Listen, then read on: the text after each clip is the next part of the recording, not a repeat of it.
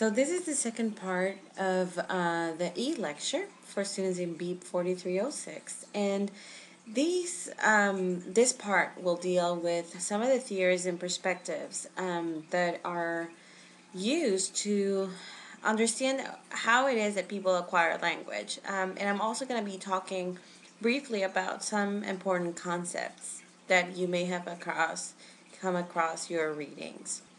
There are three major views or perspectives of language acquisition. We have the behaviorists, and one famous behaviorist was Skinner, as you may remember in your probably psychology classes that you took as part of your core. Skinner believed that we could basically precondition people to do certain things based on how they acted and how we reinforce them. Behaviorists also believe that we all were tabula rasas, meaning we were empty vessels that we just needed to be filled in with information. Then we have the innatists, and somebody who has spearheaded or who spearheaded the innatist movement was Chomsky.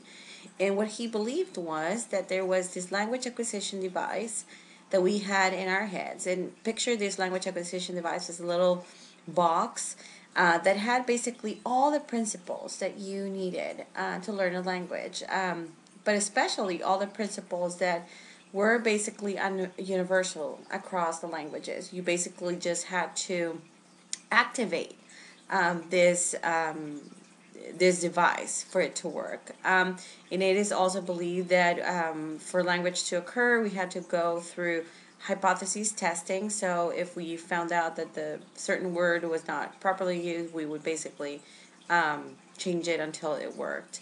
And the interactionists, Halliday, which you already read about, believed in the role that the environment and the interactions with other agents or people played in this language acquisition process. So here you can have, for example, you may have heard the word motherese, or the language that is spoken not just by mothers but caretakers. And so what was important about the interactionist perspective, or what is important, is that it emphasizes that language learning occurs actually as we interact with others. So if we apply this to second language learning, we have again the behaviorists, and it would basically be just imitation, repetition, and reinforcement. One example of a method that's based on this perspective is the audiolingual method. And basically what they had to learners do was they basically memorized say different passages, and they would drill them until they basically learned how to do it on their own. Then the innatists believed in this creative construction theory, and what that meant was that we basically we create or we construct these representations of the languages that we are learning, and we do so creatively until the point that we get to be able to actually predict some of the errors. Somebody who is very important in this innatist perspective is Krashen, and we've already talked about him. But he believed, he put out 5 hypotheses, and his work has been backed up by a lot of researchers. Krashen, as part of this creative construction theory, he emphasized that there was a difference between acquisition and learning, and this is one of his hypotheses, with acquisition being an informal process and learning being formal. Acquisition for him was implicit, and learning was explicit. In acquisition, an example of acquisition, for example, would be a child learning language as he or she picks it up from listening to other people, like talking with parents and such. And learning would be what happens in the classroom, teaching them specific roles. Then we have the monitor hypothesis, and basically what this said was that we had to have some sort of grammar monitor to use the language effectively. One example I can give you about the monitor hypothesis is, as a native Spanish speaker, we tend to, for example, put an E before the S in words that start with an S. And this is something that we do because most or a majority of the words in Spanish that have an S often start with an E. So instead of saying sprite, we would say a sprite. And this may sound funny, but this monitor hypothesis, I often monitor what I'm going to say, especially if I know that those words have an S or start with an S. And it gets to a point where you basically just don't even think about it. You already know that you're going to, quote unquote, make the mistake. And so my grammar monitor kicks in. Then we have the natural order hypotheses, and basically what this meant was that there was a specific sequence for acquiring the rule. So one example would be for the past tense, where you would have children say, I goed, instead of I went. And they actually add the ed because they've learned, or one of the ways they learned to make the past was by adding ed to the words. So again, natural order would be, there's a sequence to teaching these rules.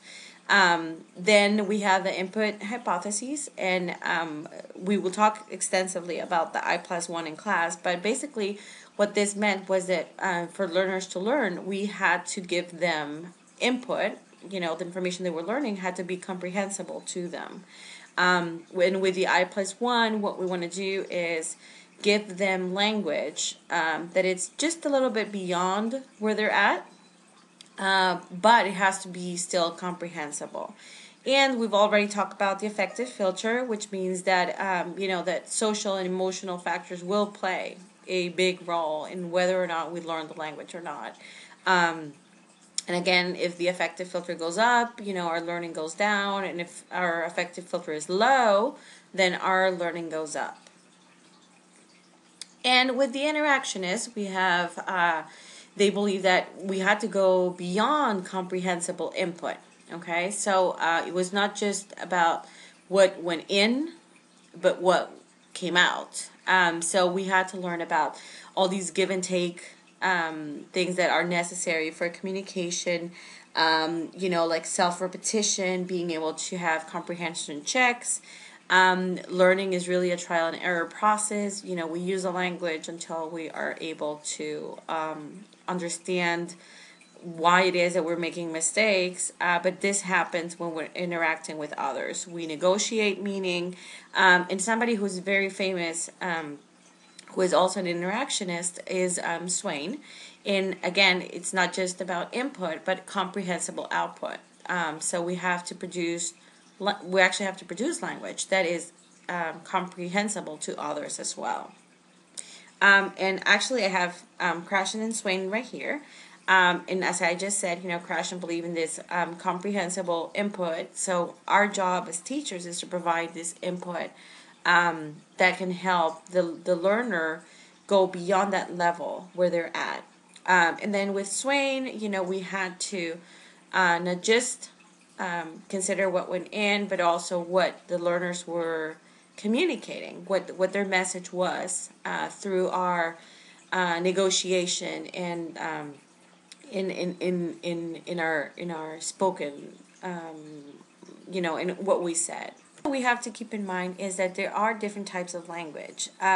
One of these types is conversational language, or what we call BICS, basic interpersonal communication skills, which we know often develops within 3 years.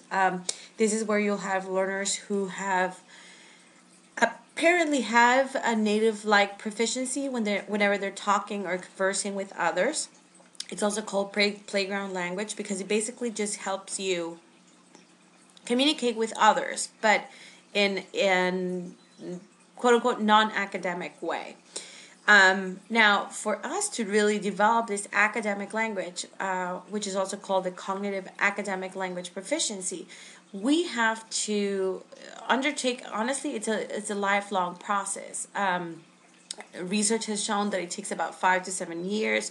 But if you recall what we said about factors, if for example a child has never gone to school or they had interrupted schooling experiences, then these 5 to 7 years no longer apply. So it would be 5 to 7 years of sustained schooling in this second language. So really, whenever we're thinking about academic language, it's better to understand it from a lifelong process perspective, because we need to, we're always learning academic language. Think about yourself. In this bilingual class, you are starting to acquire some of these terms that were completely foreign to you until this point. Cummings, Cummings was the one who came up with this Biggs and Kolb distinction. He argued that there are different ways of basically categorizing this Biggs and Kolb. We have context-embedded communication, which means that what we are providing is based or is positioned within a bigger context. So if, for example, we are doing a science activity and we have like a hands-on type of activity, the learners are picking up on that language because it's supported by other things. Or, for example, if they are reading a social studies passage, the words that they need are in there. Now, context reduced, however, is if they're reading for example, social studies chapter, and they have to draw on prior experiences. So the information that they need is not there. That's what we call context reduced.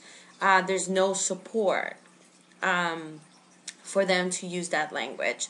We have cognitively demanding and undemanding. Undemanding would be, for example, if you're talking, with just a friend or, writing a grocery list. But cognitively demanding communication would be when you actually have to, say, talk about a specific science concept, and it requires more, right? Because it's not like talking to a friend.